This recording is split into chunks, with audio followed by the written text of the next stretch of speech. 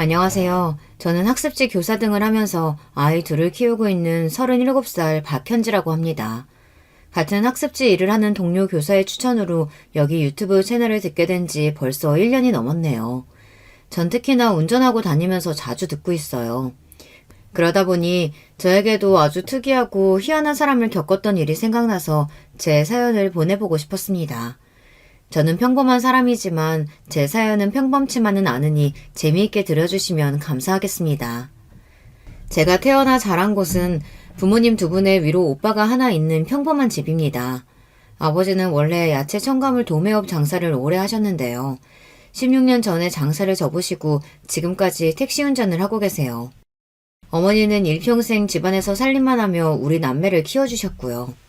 우리 집이 부유하지는 않지만 먹고 사는데 지장은 없었습니다. 우리 남매 대학도 다 보내주시고 부모님 두 분 노후까지 준비되어 있으시니 이 정도면 감사한 일이죠. 저는 어려서부터 위협심이 강해 어려운 친구들을 도와주기를 잘했어요. 친정집에 학교 다닐 때 받은 선행상도 제법 많답니다. 저는 교사를 꿈꾸면서 아이들을 도와주는 선생님이 되고 싶었어요. 그리고 대학 전공도 사범대로 가서 졸업했죠.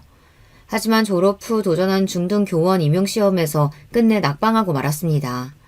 그래도 교사 자격은 되니 처녀 때 사립중학교 기간제 교사를 한 적이 있는데요. 가르치는 과목이 사회 역사이다 보니 주요 교과목이 아니라 이후 학원 강사를 하는 것도 여의치 않았습니다. 하지만 아이들을 가르치는 일을 좋아하는 성격 탓인지 어찌어찌 지금까지 학습지 교사와 초등학교 방과 후 수업 교사의 일을 하고 살고 있네요. 제 일을 하면서 여러 가정 환경의 아이들과 엄마들을 만나고 그들의 힘든 고충을 상담하는 일도 자주 했어요.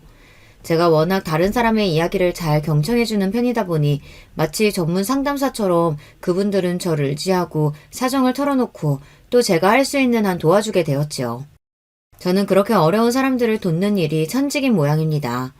그런 저도 한 남자를 만나서 연애를 하게 되었네요. 대학을 다니면서 같은 과 친구의 선배 친구로 지금의 남편을 처음 만나게 되었는데요.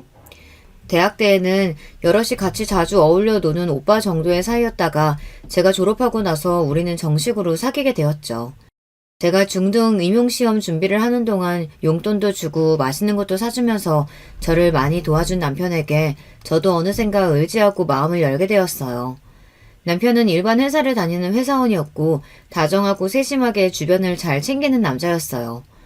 그리고 저와 사귀면서 우리 집에도 몇 번이나 놀러와서 넉살 좋게 밥도 얻어먹고 부모님과 술 한잔도 기울이는 사이가 되었어요. 그러다 보니 우리 집 부모님과 오빠까지 남자친구를 이미 심서방이라고 부르며 우리 집 식구처럼 대해주셨어요. 그렇지만 참 이상한 일이었어요. 그렇게 우리 집 식구처럼 드나들며 1년을 넘게 사귀다 보면 한 번씩 자기 집이나 식구들 이야기를 하곤 하잖아요. 그런데 이상하게 우리 남편은 자기 집에 대한 이야기를 한 번도 저에게 하지 않았어요. 연애를 하던 어느 날 저랑 극장에서 영화를 보다 나오는 길에 갑자기 전화를 받았습니다. 평소 다정다감한 남자가 핸드폰에 뜨는 수신자가 자기 아버지인 걸 확인하고 나서 바로 인상을 찌푸리고 아주 말투가 쌀쌀맞고 짜증이 나는 투로 돌변해 전화를 받더군요. 그도 그럴 것이 남편 얘기로는 아버지가 자기가 원하는 일은 들어줄 때까지 하루에도 12번씩 전화해 똑같은 이야기를 한다는 것입니다.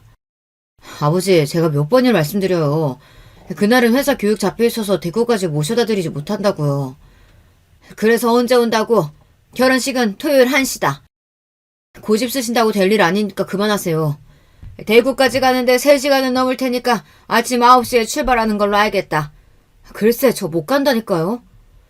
이렇게 같은 이야기로 두 사람은 날카롭게 실랑이를 벌였어요. 결국 자기 아버지에게 졌는지 남편은 세상이 꺼져라 싶은 한숨을 쉬며 힘들어했습니다. 웬수지 웬수.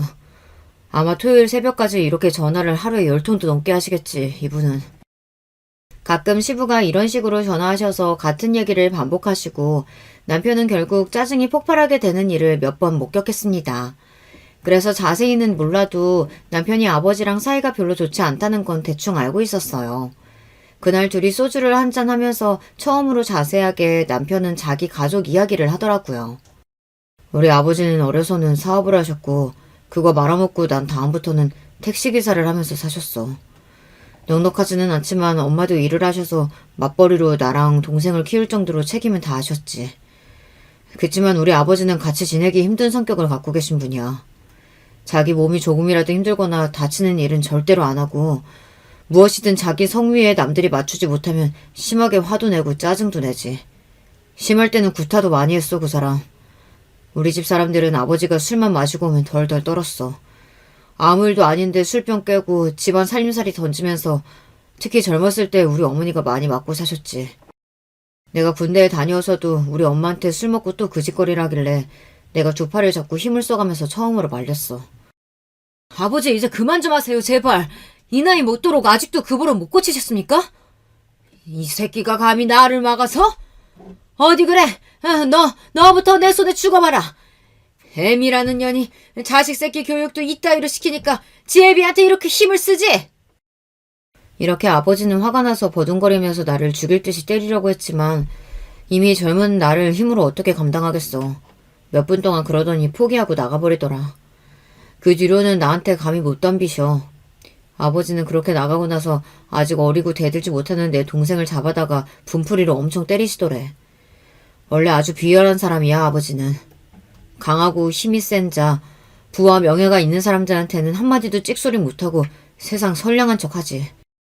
그런데 자기에게 어쩌지 못하는 약한 사람들, 그 당시에는 어린 나와 동생, 엄마, 이런 가족들을 자기 기분 안 좋은 날이면 화풀이 대상으로 삼는 거야. 그래서 어렸을 때 우리 아버지 피해서 엄마랑 이모집에 며칠씩 숨어 있었던 적도 있어. 집에 경찰도 몇 번 왔었고. 그런 기억들 때문에 난 아버지에 대한 감정이 지금까지 좋지 않아. 그리고 취직하는 대로 우리 집에서 나와서 혼자 살았어. 우리 엄마도 그런 아빠와 이혼하고 싶으셨겠지. 그런데 그 사람이 엄마한테 늘 협박하는 게 자기 버리고 이혼하면 네 아들들 죽일지도 모른다고 그렇게 협박을 하니 엄마는 참고 사실 수밖에 없는 거야. 이제 나이 들어서는 젊을 때만큼 폭력을 드러내놓고 심하게 하지는 않아서 그나마 같이 사시는 거지. 그래서 나는 핏줄이기 때문에 연민은 느끼지만 절대 아버지를 부양하거나 함께 살 생각은 추호도 없어. 현재 너와 앞으로 결혼을 생각하고 있어서 내 치부와 같은 부끄러운 가족 이야기를 하기로 마음먹은 거야. 이런 나를 이해하고 결혼까지 생각해줄 수 있겠니? 그날 남편은 저에게 이렇게 청혼 같지 않은 청혼을 하게 된 거예요. 그래서 저는 남편의 이야기를 듣고 나서 기분이 묘했어요. 내가 사랑하는 남자에게서 청혼을 받은 것은 분명 기뻐해야 할 일인데 이렇게 생각지 못한 가정사를 가진 남자다 보니 왠지 마음이 복잡했죠. 저는 집에 돌아와서 엄마와 이야기를 했어요. 엄마, 나 사실 오늘 남자친구한테 청혼받았었다. 그래? 동현이가 너한테 드디어 청혼했구나? 그래서 어떻게 청혼했는데? 그게 좀 복잡해요. 동현 씨는 결혼해서 우리끼리만 잘 살겠다는 의지가 강해. 왜냐하면 자기 아버지랑 사이가 안 좋거든. 아니, 동현이가 그럴 친구가 아닌데 왜? 그 아버지란 분이 폭력적이고 고집도 세고 어쨌든 어릴 때부터 너무 가족들이 힘들게 하셨대. 지금이야 나이도 들고 자기 맘 같지 않으니 눈치 보시기는 하는데 그런 시아버지가 있다고 하니까 좀 두려운 게 사실이야. 동현 씨를 봐서는 그런 아버지 밑에서 자랐다고 느껴지지 않는데 말이에요. 엄마는 미간을 찌푸리시더니 저에게 대뜸 내가 동현이도 몇 번 집에 찾아와서 보고 사람은 참 괜찮아서 내 사윗감으로 내심 생각하고 있었는데 그 아버지가 그런 인간이면 아무래도 결혼은 다시 생각해봐야겠구나. 그럴 것까지야. 어차피 우리는 분가해서 살 텐데요. 아이고 이거사. 그게 그렇게 단순하지가 않아요. 너희 남자친구가 어린 시절부터 아버지의 가정폭력을 보고 자란 거 아니야? 그런 말이 있어. 폭력 아버지 밑에서 자란 아들은 지 아버지를 욕하면서도 꼭 따라한다고. 지난번 그 드라마에도 나오지 않든 여자들한테 폭력 쓰는 남편들을 잘 살펴보면 어렸을 때 꼭 그런 아비 밑에서 컸다니까. 아무래도 엄마는 동현이랑 결혼하는 거 반대다. 어서 정리하는 게 좋겠구나. 알겠니? 여태까지 남자친구를 알아왔던 시간, 사귀었던 시간 통틀어서 남자친구의 폭력 성향을 느낀 적은 한 번도 없었습니다. 같은 과 사람들이나 주변 사람들이 아주 사람 좋다며 주변 평판도 좋고요. 오히려 다정하고 잘 배려해주고 이해해주고 주변에 늘 사람들도 많아요. 농담도 잘하고 분위기도 잘 만들면서 재미있다고 사람들이 모두 남자친구를 좋아하죠. 회사 내에서 상사들도 예쁘게 보고 어딜 가든 주변에 사람이 많이 모이는 타입입니다. 심지어 운전할 때 욕하거나 욱하는 모습도 본 적이 없어요. 지금 내 눈앞에 있는 이 남자는 이렇게 좋은 사람인데 어린 시절 아버지의 폭력 아래에 자랐다는 과거를 알게 되었다고 해서 당장 남자친구와 헤어지다니 그건 너무하잖아요. 하지만 그런 반면 혹시 아직 나와 크게 싸울 일이 없어서 내가 모르고 있는 것은 아닐까. 결혼해서 살다 보면 별일을 다 겪을 텐데 혹시 나중에 남편도 그 감춰진 폭력 성향이 나오는 것은 아닐까 하는 염려 때문에 결혼에 대한 확신이 들지가 않았어요. 남자친구는 양가 상견례를 잡은 것을 시작으로 본격적으로 결혼 준비를 하려고 하는데 제가 왠지 미적거리니 이런 제 마음을 눈치챈 것만 같았어요. 현지야, 부모님께 우리 결혼 말씀드렸어? 우리 부모님은 다음 주도 그 다음 주도 토요일은 다 시간이 괜찮으시다고 하는데 어느 날로 상견례 날짜 잡을까? 근데 우리 부모님이 요즘 무슨 일이 있으신지 당분간 어렵다고 하시네. 그래? 그럼 일단 내가 집에 가서 정식으로 인사를 먼저 드리면 어때? 글쎄, 혹시 너 내가 지난번 우리 아버지 얘기한 것 때문에 마음에 걸리는 거 있어? 남자친구가 먼저 전곡을 찔렀습니다. 차마 저는 그에다 대고 어떤 거짓말이나 변명으로 둘러대지도 못했어요. 그렇게 별다른 말 없이 통화는 끝나고 며칠 동안이나 남자친구는 저에게 연락을 하지 않았습니다.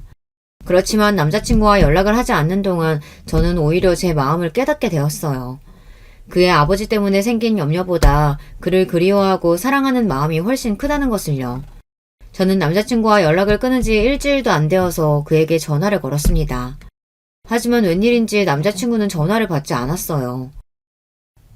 남자친구는 이제 내가 싫어진 거야. 겨우 자신의 부끄러운 집안 이야기를 용기 내서 꺼냈는데 내가 변심한 줄 알고 나에 대한 마음을 접었구나. 이를 어쩌면 좋지? 전 너무 다급하고 걱정이 되었습니다. 남자친구가 마음속에서 이미 저를 지워버렸으면 다시 저를 안 만나주면 어떻게 해요. 전 이미 남자친구를 너무나 사랑하는데 그 아버지가 어떤 사람인지 다 감수하고 결혼하고 싶을 만큼 말이에요. 그때였어요. 갑자기 엄마가 제 방문을 열고 들어오셨어요. 내가 졌어. 엄마는 눈을 감으시며 제 앞에서 손사래를 치셨어요.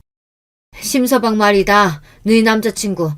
일주일 동안 퇴근하고 나서 니네 아빠 택시 회사 앞에 매일 가서 기다려서 만났대. 만나서 자기가 무슨 일이 있어도 딸 행복하게 해줄 자신이 있다. 부끄럽지 않은 남편 아빠가 될 수 있다. 각서라도 쓰겠다면서 너희 아빠 설득했단다. 처음에는 너희 아빠도 결혼은 안 된다고 타일렀는데 심서방의 고집을 어떻게 꺾겠니? 그 정도의 의지 가진 남자면 내 딸 눈에 눈물 날 일은 없겠다 싶으셨다는구나. 그래, 결혼해라 너희들. 전 정말 뛸 듯이 기뻤습니다. 그대로 달려나가서 남자친구를 만났어요. 그리고 그대로 달려가 그를 껴안아 버렸습니다. 동현씨 정말 미안해. 한순간이라도 자기를 오해했던 거 용서해 줄 수 있어? 하지만 난 자기 없이는 못 살 것만 같아. 일주일만 못 봐도 이렇게 그립고 그리운데 어떻게 헤어져? 우리 당장 결혼해요. 남자친구는 저를 품에 안으며 저의 마음을 확인했기에 또 장인 장모님 결혼 허락을 받아낸 기쁨에 울고 말았습니다. 참 이런 우여곡절 끝에 우리는 석 달 만에 결혼식을 올렸고 남편의 공언대로 우리는 따로 신혼집을 얻어서 둘이서만 살게 되었습니다. 약속한 상견례 자리에서 기다리고 있는데 시부를 만나기 전에 들었던 이야기가 있으니 무척 긴장되었어요. 하지만 막상 시부를 뵙고 나니 생각보다 평범한 분이시더군요. 키도 작으시고 몸집도 왜소하셨어요. 그리고 시부는 자신도 예전에 택시기사를 하셨다면서 우리 아버지와 공감대가 형성되셔서 한참 동안 두 분이 택시기사의 애환 이야기를 하시며 의외로 분위기는 부드럽게 흘러갔습니다. 시모도 60대의 주변에서 흔히 볼 법한 특별한 사정이 없는 분이셨어요. 남동생은 남편보다 2살 아래인데 회사를 다니는 평범한 남자였어요. 그리고 시모도 남동생도 대화를 나눠보니 모두 정상적인 사고를 가진 괜찮은 분들이셨습니다. 저와 친정부모님은 그래도 상견례 이후로 안심할 수 있었어요. 폭력 가정에서 잘 커서 인격 형성이 올바르게 되는 경우도 있구나 하고요. 남편과 결혼한 이후에도 저는 직장을 그만두지 않고 열심히 다니며 남편과 함께 돈을 모아갔습니다. 서울 아파트 값이 비싸니 아이 낳기 전에 대출을 껴서라도 마련하고 싶었어요. 다행히 당시 서울 상도동에 20평대 아파트를 청약받아 입주 이사를 할 수 있었습니다. 그리고 그 사이에 아들 하나 딸 하나 남매를 낳고 키우며 잘 살 수 있었어요. 비록 아파트 대출금은 2억이나 되었지만 맞벌이로 절약하면서 살다 보면 아이들 학교 가기 전에는 다 갚을 수 있을 것 같아 개미처럼 알뜰살뜰 지냈어요. 그리고 결혼해서 살아보니 우리 남편은 제가 결혼 전 걱정했던 것이 무색할 만큼 제가 아는 사람 그대로의 모습이었습니다. 다정하고 자상하면서 저와 아이들을 살뜰히 챙기는 좋은 가장이자 아빠였어요. 남편에게서 폭력적인 모습은 눈꽃만큼도 찾아볼 수 없었습니다. 또한 우리 부부가 시댁에 가는 일은 1년에 몇 번 안 되었어요. 구정과 추석, 그리고 제사 한 번, 어버이날, 아버님, 어머님 생신, 이런 날은 시댁을 찾아뵈었고 그 외에 자주 가는 일은 없이 지냈죠. 사실 결혼 초반 시모와 약간의 기싸움은 있었어요. 시모는 저에게 일주일에 2번은 전화를 했으면 하셨고 한 달에 한 번씩은 시부모님을 모시고 외식을 시켜주기를 원하셨죠. 용돈도 아버님, 어머님께 각각 50만 원씩 달라고 하셨어요. 하지만 이러한 시모의 요구에 남편은 해결사처럼 나서서 중간에서 잘 중재해 주었습니다. 우리 엄마도 시어머니니까 바라시는 게 있겠지만 우리가 해드릴 건 해드리고 못할 건 못하겠다고 분명히 해두는 게 좋아. 저에게 이렇게 말한 남편은 자신의 어머님과 이야기를 해서 조정을 했습니다. 그래서 조정한 내용은 일주일에 한 번 전화는 아들이 직접 하기로 했고 명절과 뭔가 뜻깊은 날에만 모시고 외식을 한다고 했습니다. 용돈은 두 분 합쳐서 50만 원만 드리기로 했고요. 아들 말에는 아무 소리 못하고 이렇게 하기로 정하셨지만 며느리인 저한테는 그 이후에 몇 번 다른 요구도 하셨죠. 그렇지만 저도 그렇게 녹록한 여자만은 아니었거든요. 어머님, 제가 맞벌이하는 여잔데 그렇게 자주 뵙는 것은 현실적으로 어려울 것 같아요. 제가 어떻게 회사를 그만두게 되면 어머님께서 저희 생활비 보태주실 건가요? 우리 아기들도 시댁에서 어머님께서 봐주실 거예요? 그럼 그렇게 해드리고요.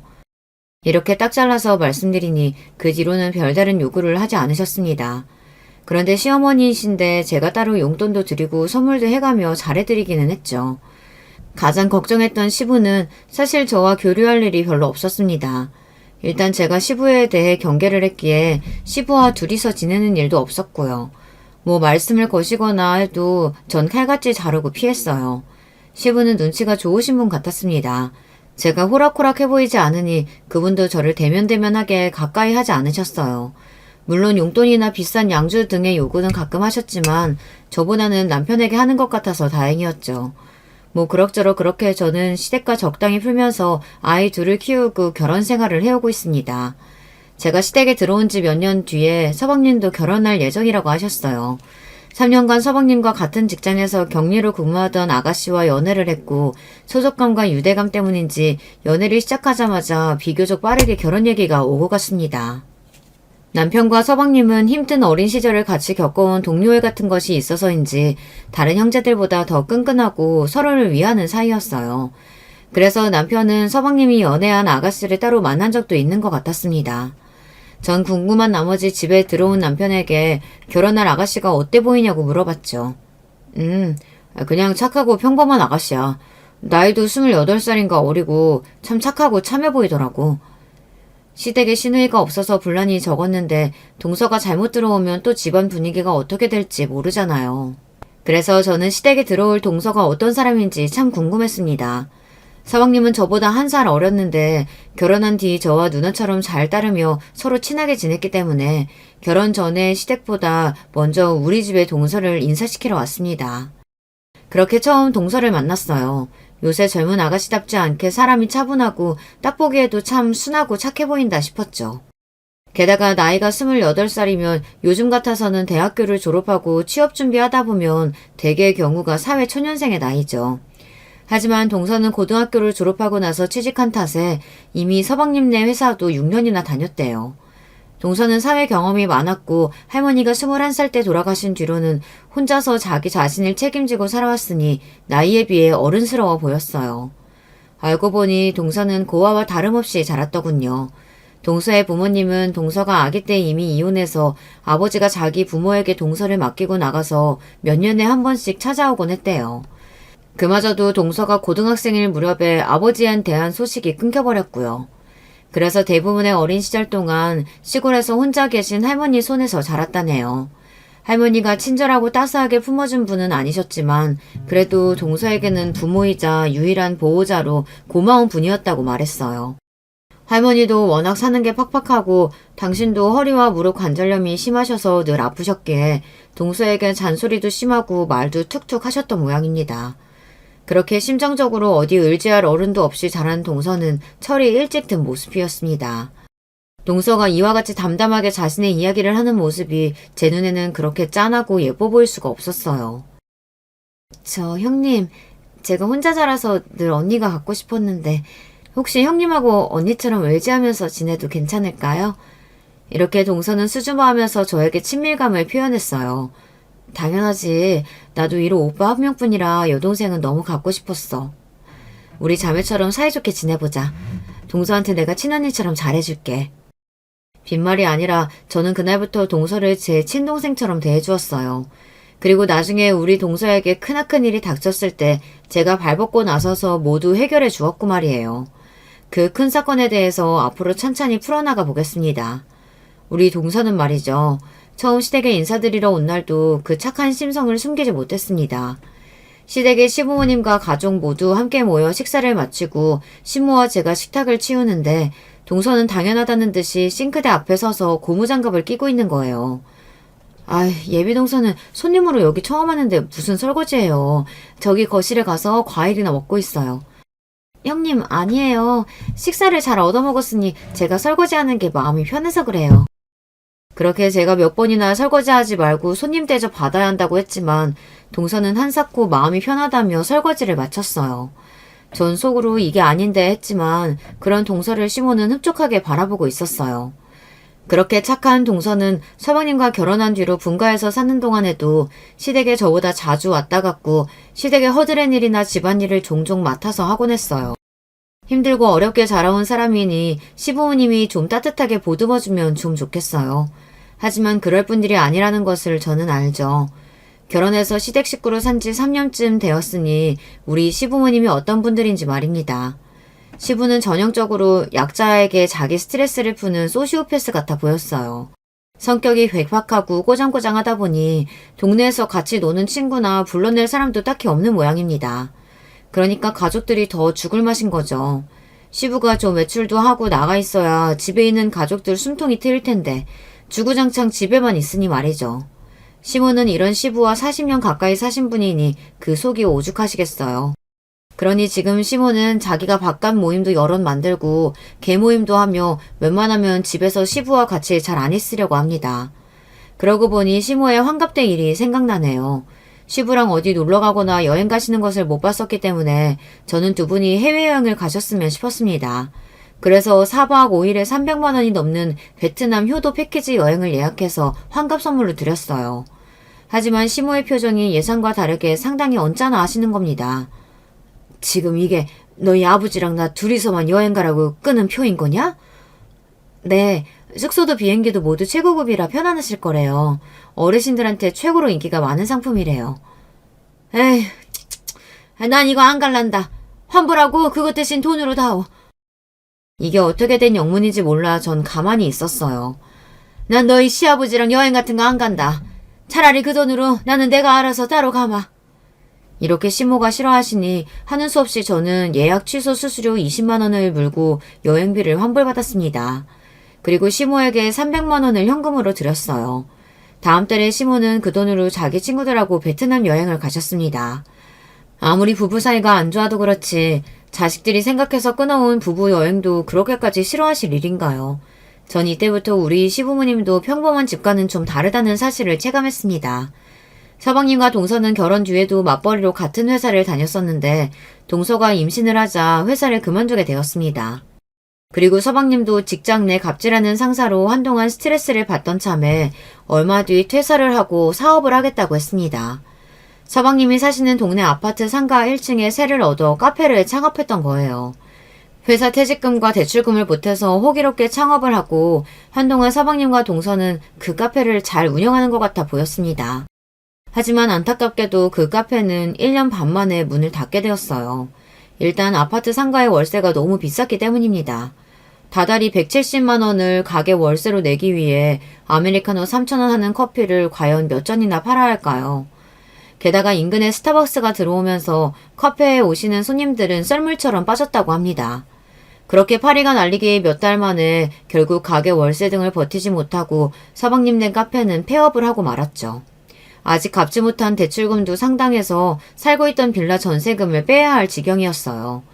게다가 갓난쟁이 아들까지 있으니 동선의 부부는 참 딱한 상황에 빠지게 된 것이죠. 어쩔 수 없이 서방님의 식구들은 시댁에 들어가 살아야 했고 서방님은 서울의 한 회사에 취직해 다니게 되었어요. 시댁은 경기도 용인시에 있는데 서울 회사까지 출퇴근이 어려우니 서방님은 직장 근처에 고시원을 잡아 평일엔 고시원에서 주말에는 시댁으로 내려와 지냈습니다. 그리고 갓난쟁이를 키워야 하는 동서는 홀로 시댁에서 살아야 했어요. 동서가 들어오기 전에 시모는 밥때만 잠깐 들어와서 시부 밥을 챙기고 또 나가는 하루를 보냈었대요. 만약 시모가 밥을 제 시간에 안 주거나 밤찬이 마음에 안 들면 시부는 또 눈이 돌아가서 시모를 달달 볶았는데 동서가 그래도 집에서 시부 점심을 챙겨주게 되니 시모는 자유를 얻은 것이에요. 게다가 착한 동서는 시댁 집안일까지 도맡아 하니 시모는 동서 덕에 정말 날개를 달고 바깥을 돌아다니며 재미나게 사신다고 들었습니다. 시모는 아침 먹고 나가서 주위가 컴컴해진 시간에야 집에 들어왔대요. 그렇다 보니 집에는 시부와 동서 그리고 아기 이렇게 셋이서 지내는 날이 많았던 겁니다. 동서는 분가에서 살 때는 미처 몰랐다고 합니다. 시부가 이렇게까지 사람을 힘들게 하는 분인지 말이에요. 시부는 자기 기분이 나쁜 날이면 있는 대로 고함을 지르고 동서에게 욕까지 하더랍니다. 그리고 음식 타박은 어찌나 하고 자기 입에 맞는 생선 요리나 김치 2가지 이상이 식탁에 없으면 숟가락을 던졌대는 거예요. 심하면 정말 밥상을 뒤엎었대요. 갓난아기를 키우기도 바쁜 동서는 시부까지 모시고 사는 이중고에 이를 악물고 참아가며 1년을 넘게 살아왔던 거예요.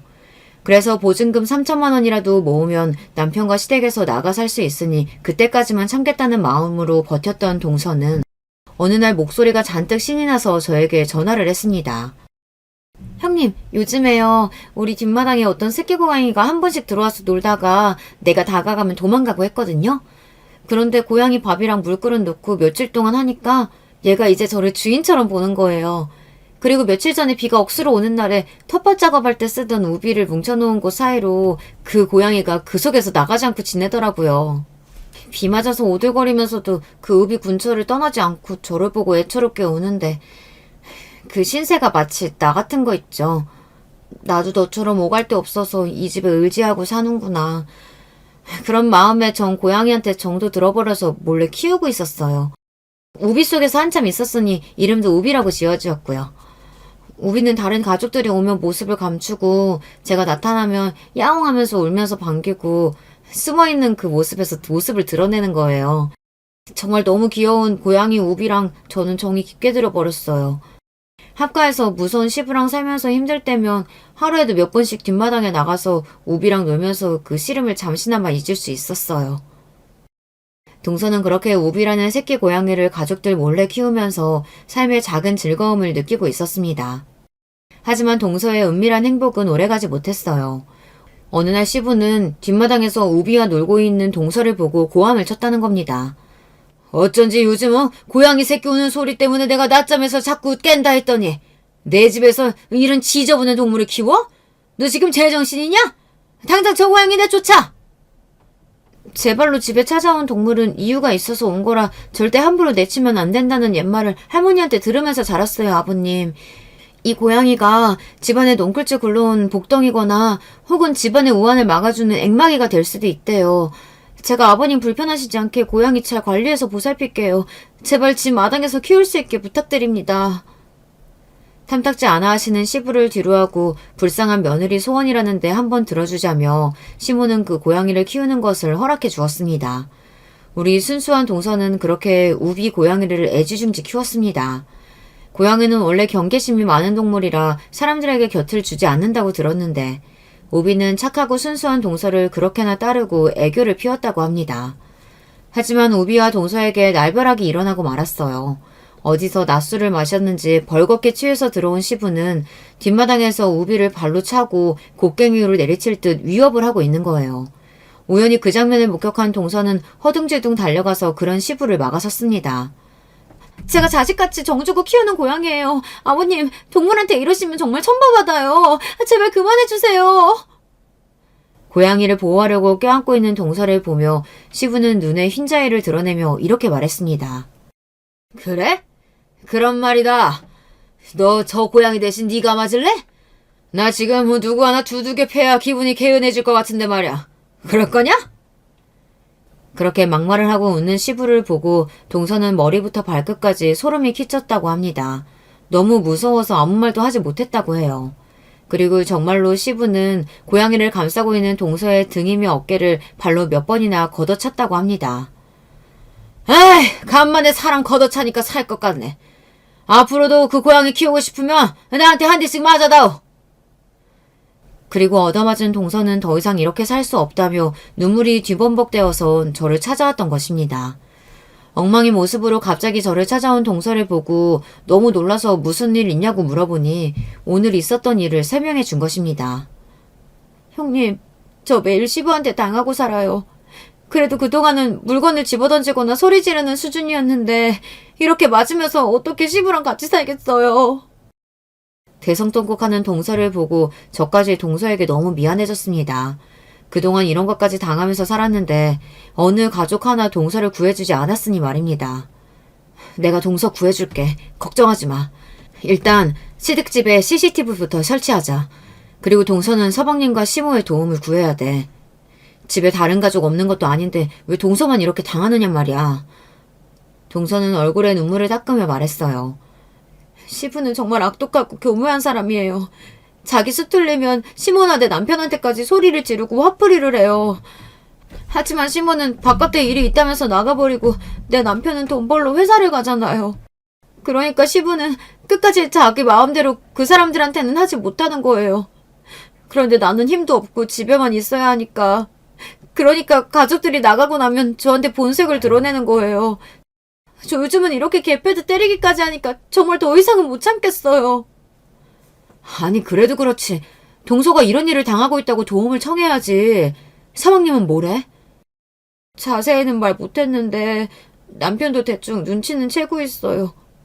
자기도 어릴 때 그렇게 아버지한테 맞았다며 자기도 알고 있겠죠. 근데 하던 사업이 망해서 우리 나가서 살 집도 없으니 어쩌지도 못하는 거예요. 그러다가 시부가 한 번씩 우리 남편한테 뭐라고 하는 줄 알아요? 동철아, 너희 할아버지가 유산으로 남겨준 과수원 알지? 그거 요즘 신도시 개발된다는 얘기가 조금씩 있더라. 개발만 돼봐라. 그 땅이 얼마가 될지. 나는 말이다. 장남이고 뭐고 우리 모시고 사는 둘째 너를 믿는 거 알지? 네가 어떻게 하는지 달려있다. 그 과수원 땅이 누구한테 유산으로 갈지 말이야.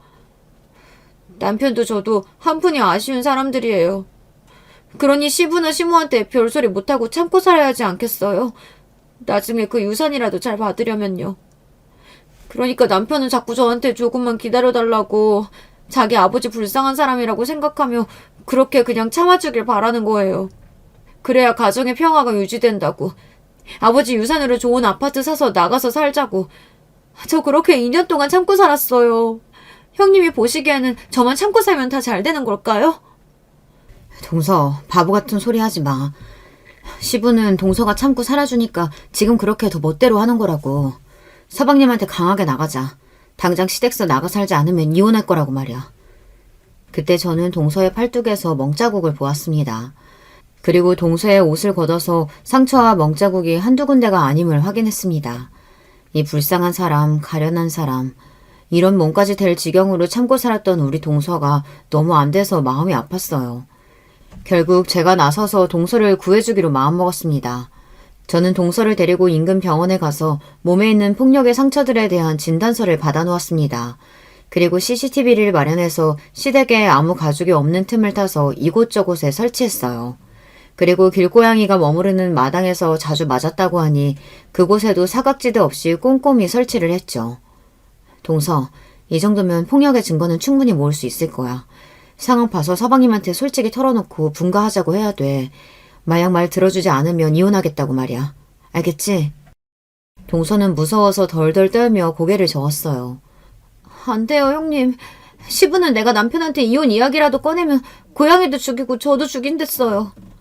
바보 같은 소리야. 정 걱정되면 고양이는 우리 집에서 맡아줄게. 동서가 용기를 내야만 하는 일이야.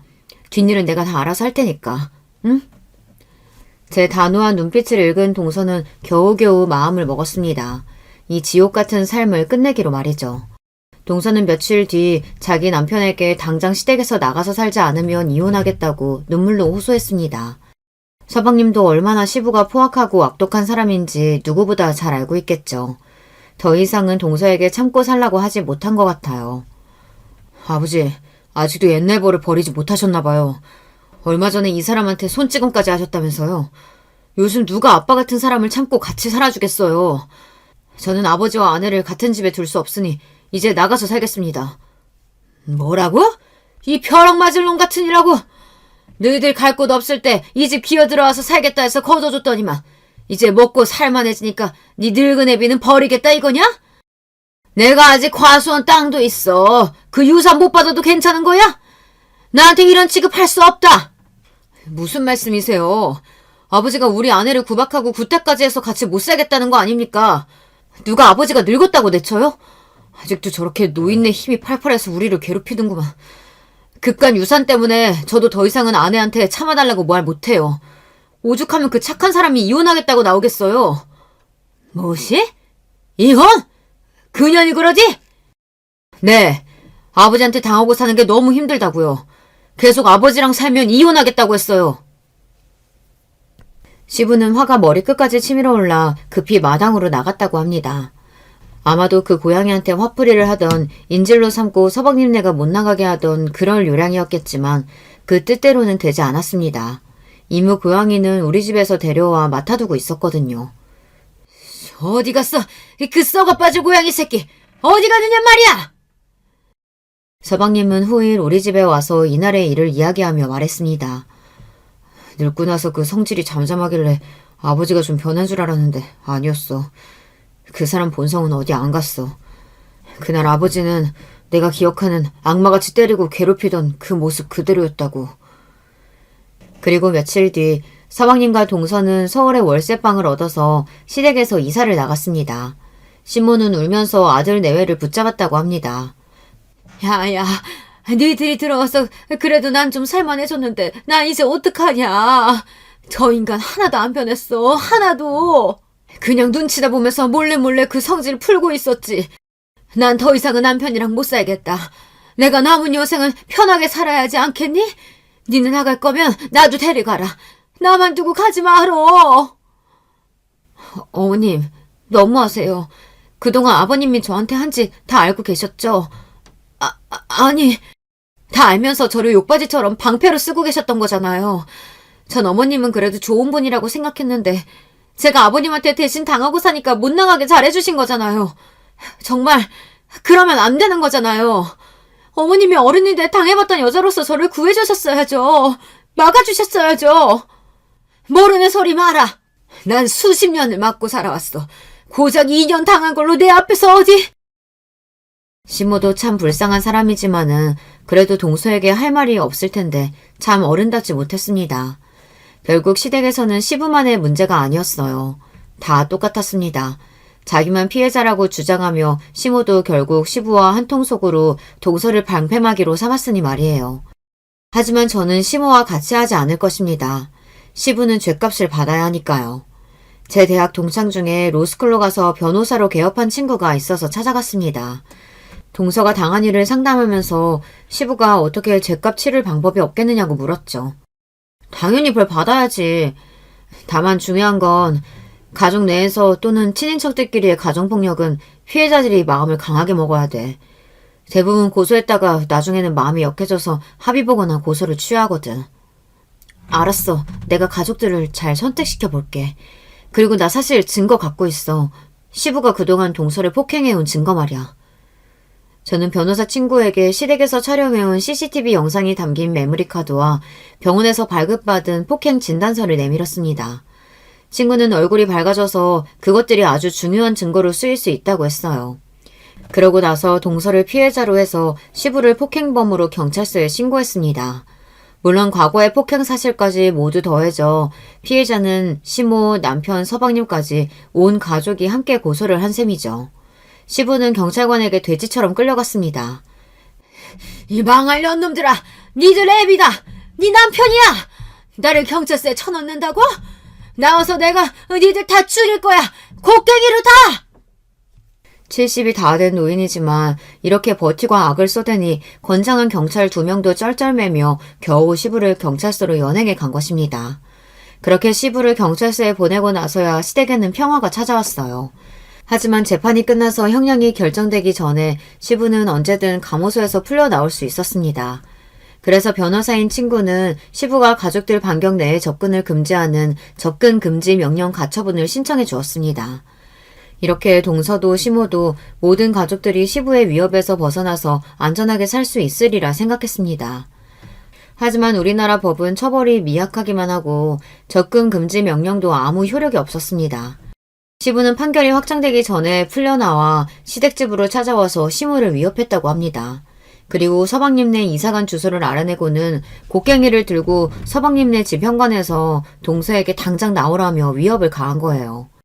미래가 없이 바다까지 가게 된 시부에겐 접근 금지 명령이고 뭐고 그냥 무시하고 살해하겠다고 찾아갔으니 말이에요.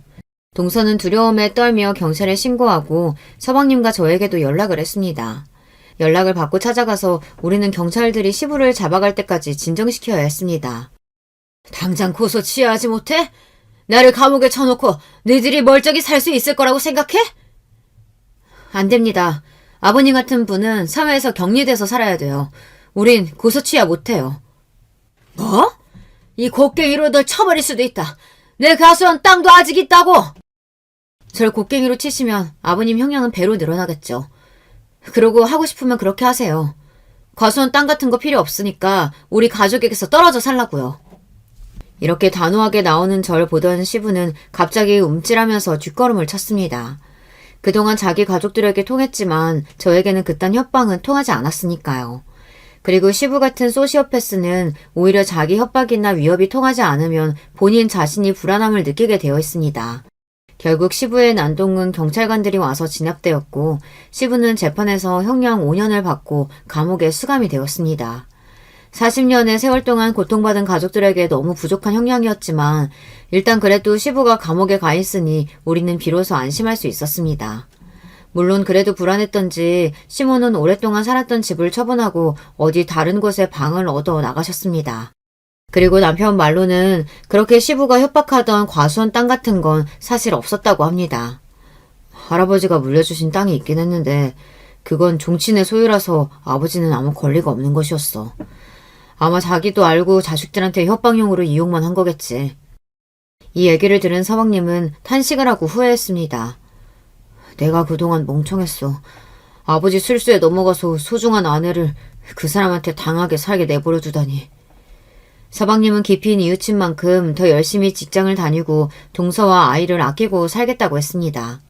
이렇게 시댁 가족들 모두 평안함을 되찾고 지금은 하루하루 잘 살아가고 있어요. 아마 용기를 내어서 시부에게 맞서지 않았다면 동서든 시모든 그 아들들이든 아직도 고통 속에서 살고 있었겠죠. 그리고 남편을 비롯한 시댁 가족 모두 저에게 깊이 감사해야 하고 있습니다. 아마 제가 없었다면 가족들은 그렇게 시부에게 맞서 싸울 용기도 내지 못했을 거라면서요. 저는 그저 나쁜 사람을 처단하고 내 소중한 가족들이 안전하게 되어 다행일 뿐이니까요. 제가 여러분에게 들려드린 이야기는 이렇게 해피엔딩으로 끝이 났습니다. 혹시 지금 가족 중에 시부와 같이 뼛속까지 못된 인간이 있다면 또 그로 인해 고통받고 계시면 꼭 용기를 내시고 안전과 행복을 되찾으시길 바랍니다. 어딘가에 도움을 요청하시면 어디에선가 누군가가 도와줄 거예요. 세상은 아직 살만하고 따뜻하니까요. 그럼 저는 이쯤에서 마무리 인사를 드리겠습니다. 여러분 안녕히 계세요. 안녕하세요. 제가 현재는 결혼을 해서 가정을 꾸린 여자인데요. 오늘이 있기까지 나름의 우여곡절이 있었답니다. 이 세상에 사연 없는 사람이 어디에 있겠냐마는 저는 제 스스로 꽤나 사연 있는 사람이라고 생각을 하며 살아왔네요. 저는 친정 부모님이 이혼을 안 하셨음에도 편부모 가정에서 자라온 아이였어요. 이게 무슨 말인가 하면 친정아빠가 수시로 집을 나가 밖으로 떠돌며 지내시더니 어느 순간부터는 아예 수년씩 집에 안 돌아오시는 바람에 그렇게 된 거였답니다. 제가 초등학교를 다니고 있었을 때부터 그리고 제가 고등학교를 졸업할 때까지 저희 친정엄마는 내도록 일을 다니셨어요. 고된 식당 일과 사무실 청소 업무를 함께 병행해 가시면서 당신의 건강과 체력을 모두 걸고 자식들을 위해 돈을 버셨죠. 원래 경제적으로 여유도 없었고 남동생의 건강이 안 좋았기 때문에 병원비까지 나가느라 친정엄마의 허리는 펴질 새가 없었던 것이지요. 저는 이따금씩 뻔뻔하게 등장하시는 친정아빠가 은은하게 술 냄새를 풍기시며 듣기 싫은 소리를 하실 때마다 분노로 속이 울렁거렸습니다. 어이 신영선이 우리 딸내미 못난 엄마하고 살려니까는 아주 죽을 맛이지. 내가 그 심정 알지. 그걸 내가 아주 잘 아니까 이러고 살지. 아빠, 저희 여기로 이사 온 지 얼마 되지도 않았는데 집이 여긴 건 또 어떻게 알고 찾아오셨어요? 어쭈구리, 그 사이 싹수가 아주 노래진 것 봐라. 이제 머리가 좀 컸다 이거야? 못난 엄마 성격을 닮아가는 모양이네. 신영선이 아빠가 새엄마 만들어줄까? 못난 진짜 엄마보다 훨씬 더 예쁘고 나이도 젊어서 피부도 고운 새엄마. 어때? 얘기만 들어도 좋지? 솔깃하지? 아니요. 전혀 솔깃하지 않고 관심도 없어요. 아빠는 저희가 왜 여기로 이사한지 모르시죠? 궁금하지도 않으시죠? 월세로 나가는 돈에서 10,000원, 50,000원도 너무 크게 느껴져서 벌벌 떨면서 사는 거. 아빠는 이런 저희 생활에 관심도 없으시잖아요. 그러니까 저도 아빠가 뭘 하시든 관심이 없어요. 이 싸가지 밥 말아먹은 것이 더 나한테 교육 제대로 받고 정신 좀 차려야겠구나. 돈 버느라 나간 건지 남자 꽃으로 나간 건지 집구석에서 코빼기도 안 비추는 네 엄마를 대신해서 내가 자식 교육까지 시켜준다. 나만한 남자가 이 세상에 또 어디 있냐? 너는 이 아빠를 좀 존경할 줄 알아야 돼. 친정아빠가 양손에 소매를 걷어붙이며 거들먹거리시는 동안 집에 유일하게 하나 있는 방, 그 안에서 기침 소리가 들려왔었네요. 그건 바로 약을 먹고 잠들어 있던 남동생이 내는 소리였죠. 남동생은 선천적으로 기관지가 좋지 못했는데 한창 성장하면서 영양관리이며 각종 면역력 관리를 잘 해줘야 할 때에 그걸 못하고 시기를 놓치는 바람에 더욱 안 좋아진 경우였습니다. 만약에 그때 관리만 철저하게 잘 해주었어도 나중에 이렇듯 일이 커지는 일은 없었을 거라고 병원에서 그랬었어요. 돈이 없던 환경도 1차적으로는 문제였지만 그와 더불어서 친정 부모님의 무지에서 비롯된 잘못이 컸던 것입니다. 모르니까, 정말 모르기 때문에 조치를 취하지 못하고 살아왔던 거예요. 남동생의 건강이 그 때문에 안 좋아진 것을 알게 된 이후로 친정아빠는 아예 잠적하시다시피 바깥 생활을 하게 되신 것이었고, 친정엄마는 원래 하시던 식당 일에서 하나를 더 추가하여 사무실 청소일까지 겸하시게 되신 것이었네요. 저는 하루라도 빨리 돈을 벌어서 친정엄마를 도와드리고 싶은 마음이 컸던 것 같아요. 그러나 늘 만류를 당했어요. 안 된다, 영선아. 고등학교를 이제 그만 다니고 싶다니, 돈이나 벌러 다니고 싶다니, 앞으로 그런 소리를 절대 입에 담지도 마라. 그깟 고등학교 졸업장이 나에게 무슨 부귀영화를 누리게 해줄 수 있다고 내가 학교에 매달려 지내야 돼요? 엄마, 나 그냥 아르바이트든 아니면 공장 생산직이든 상관없이 돈을 버는 게 나을 것 같다고요. 절대 안 된다고 엄마가 분명히 말했어. 너, 네 아빠랑 엄마가 둘 다 중졸인 거 알아 몰라? 학력이 좋지 못하고 해서 이것 때문에 힘들게 차별받고 살거나 그런 적은 없었어. 하지만 학교를 더 다녔다면 다른 세상을 보고 살았을 것이라는 것은 굳이 그렇게 안 살아봐도 엄마는 알 수 있단다. 내가 만약에 더 배우고 더 똑똑한 사람이었다면 네 하나뿐인 동생의 건강도 망쳐놓지는 않았겠지. 영선아, 당장 쌀 한 톨이 없어서 굶어 죽을 지경이 아니라면 학교는 무조건 다녀야 돼. 엄마의 간절한 부탁이야. 저는 친정엄마의 그 마음, 애절한 뜻이 어떤 걸 지니고 있는지 알 것만 같아서 제 고집을 꺾을 수밖에 없었네요. 고등학교를 다니는 내내 심경은 늘 복잡했어요. 친정엄마는 이 시간에도 힘들게 일을 하시는데 나는 책상 앞에 편하게 의자 등을 기대고 앉아 있어도 되는 건지, 전교권에 드는 성적도 못 내는 주제에 계속 공부를 해도 되는 건지 이런 생각들로 너무 힘들었어요. 그런데 오랜만에 친정아빠가 불쑥 나타나셔서는 또 술 냄새나 풍기시며 헛소리를 뱉으시니 저도 화가 났던 것이었죠. 친정아빠가 저를 당장 때릴 기세이든 말든 하나도 겁이 안 났고요. 정말로 맞게 된다면 저도 순순히 당하고 있지만은 않을 작정이었는데 방에서 남동생이 기침을 하자 친정아빠가 바로 움찔하셨어요.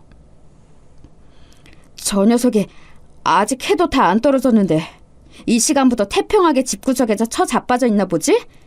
에라이, 기분 잡쳐서 안 되겠다. 이런 판국에 못난 네 엄마 면상까지 보면 정말 속이 뒤틀릴 것 같으니까 그냥 가버리련다. 잘 먹고 잘 살아라 이것들아. 바로 가주시는 건 좋은데요. 엄마하고 왜 이혼은 안 해주세요? 엄마는 이혼하고 싶어 하신다고요. 내가 왜 못난 네 엄마가 원하는 대로 들어줘야 하냐? 내가 그 꼴은 절대로 못 보지.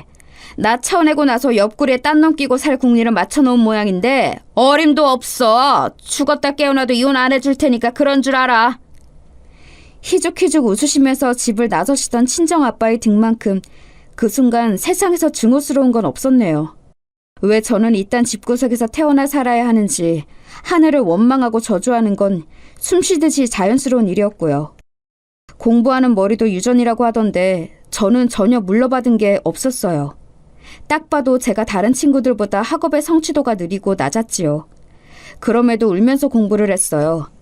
문제집을 살 돈이 없으니까 교무실 앞에 폐지로 나와 있는 교사용 문제집을 주워다가 그거 보면서 공부했어요. 왜냐하면 친정엄마는 대학 나온 사람을 높이 쳐주다 못해 동경하시는 분이셨으니까요. 배우자 복이 없어도 너무 없으신 친정엄마가 사람 대 사람으로서 정말 안쓰러워서 그 수건을 이뤄드리고 싶다는 심정으로 수험 생활을 했습니다. 결과적으로 저는 꽤 나쁘지 않은 대학에 진학을 하였고요. 좀 더 높은 곳도 갈 수 있었지만 장학금이 나오는 곳으로 선택을 하다 보니까 수준을 낮춰서 선택할 수밖에 없었어요. 엄마는 대학 이런 거 서울대라든지 아주 유명한 곳이 아니면 아예 모르는 문외한인데 주변에 물어보니까 우리 영선이가 붙은 대학이 꽤나 알아주는 곳이라네? 우리 딸 기특해서 어떡하니? 입학 장학금도 나온다 그러고 엄마는 이제 걱정이 없고 여한이 없다. 앞으로도 쭉 장학금을 받으면 대학 다니는 비용은 문제 없는 거지? 어떻게 매 학기마다 놓치지 않고 장학금을 받을 수 있겠어요? 그건 힘들 것 같지만 일부 장학금이나마 받을 수 있게 노력할게요. 저 같은 경우에는 소득 수준이 낮은 축에 속하기 때문에 다른 장학금이 따로 나오는 것도 있을 거예요. 돈 들어갈까 봐 걱정은 안 하셔도 돼요. 네 아빠가 버는 돈이 우리 집 수입으로 잡힌다는 게 원통하구나. 그 인간이 많이 버는 건 아니지만 그래도 우리한테 한 푼 오지도 않는 그 돈 수입에 안 잡힌다면 우리가 처지에 맞는 소득 수준으로 평가가 돼서 너도 여러 지원금을 받을 텐데. 하여간 도움 안 되는 그 인간. 엄마는 야무진 우리 딸이 있어서 정말 다행이라고 생각해. 대학 다니면서 돈 들어갈 일은 네가 알아서 처리할 테니 앞으로가 든든하구나. 친정엄마의 푸근한 미소가 저에게는 한편으로는 묘한 부담감으로 다가왔어요. 인정하고 싶지 않았지만 너무나도 분명했던 사실은 친정엄마의 아픈 손가락이자 가장 사랑하는 자식은 제가 아니라 남동생이라는 점이었네요. 이건 어렸을 때부터 그래왔어요. 동생이 아장아장 걷던 아기였던 시절부터 저에게 네가 누나니까 늘 배려하고 양보해라 이런 말씀을 친정엄마는 해오셨고요. 그 후로 동생의 건강이 안 좋다는 게 밝혀졌을 때에는 저에게 네가 동생의 인생을 책임질 마음의 준비를 해라는 당부를 서슴없이 하셨습니다. 슬프고 착잡했던 건 친정아빠까지 저보다는 남동생을 위하신다는 거였죠. 저에게는 아무렇지도 않게 비난과 힐난을 퍼부으셨지만 남동생은 아픈 환자이자 집안의 대들보인 아들이라면서 은근히 조심스레 대하셨습니다. 그런 걸 생각하면 저는 힘이 빠졌어요. 집안을 생각하고 위하는 건 언제나 남동생이 아니라 저였거든요. 하지만 친정 부모님에게서 1순위가 되어본 적은 없었죠. 넌 네가 알아서 잘하잖아. 너는 애가 악발의 근성이 있어서 괜찮아. 아는 사람 하나 없는 동네에다가 휙 던져놔도 넌 알아서 살아남을 애야. 하지만 네 동생은 전혀 아니잖아. 엄마 말이 무슨 뜻인지 우리 착한 딸은 다 이해하지? 근데 엄마, 저도 힘들고 지칠 때가 있어요. 이제 대학 생활에서 장학금 목표로 공부도 하고 생활비를 벌기 위해 아르바이트까지 할 생각을 하면 벌써부터 숨이 턱 막히는걸요? 얘가 왜 오늘따라 나약한 소리를 하니? 엄마가 이제 식당 일 그거 안 하게 되었다고 너 지금 이 엄마를 눈치 주는 거야? 일 계속하라고? 지난 세월 그 긴 시간을 엄마가 얼마나 힘들게 고생했는데 딸이라고 있는 것이 어쩜 이렇게 무정할 수가 있니? 엄마, 왜 또 그런 식으로 받아들이세요? 제가 언제 엄마가 일 그만두시는 걸로 눈치를 줬다고 그러세요? 절대 아니에요. 엄마도 아시잖아요. 앞으로 징징거리지 않을 테니까 엄마도 기분 푸세요. 그래, 엄마는 늘 우리 딸 영선이가 더욱 잘 되길 바라는 마음뿐이야. 다른 건 없어. 하지만 저는 그 말씀을 곧이곧대로 믿을 수가 없었네요. 남들은 대학 생활, 그 꽃다운 청춘을 즐기며 여러 가지 새로운 경험들을 해보고 있을 때 저는 도서관 열람실에서 공부를 하다가 코피를 쏟고 있었어요. 아르바이트를 2개나 함께 하고 있었기에 남는 시간에 학교 수업 듣고 공부까지 하려면 줄여야 하는 건 잠밖에 없었거든요. 잠을 조금 자면서 공부와 일을 병행하였더니 피로가 금세 쌓이곤 했어요. 장학금을 놓치는 건 있을 수 없는 일이었고 그래서 공부를 미친 듯이 해야만 했고요. 또한 저를 비롯한 친정엄마와 남동생의 생활비이며 병원비를 대려면 아르바이트를 포기할 수도 없었죠.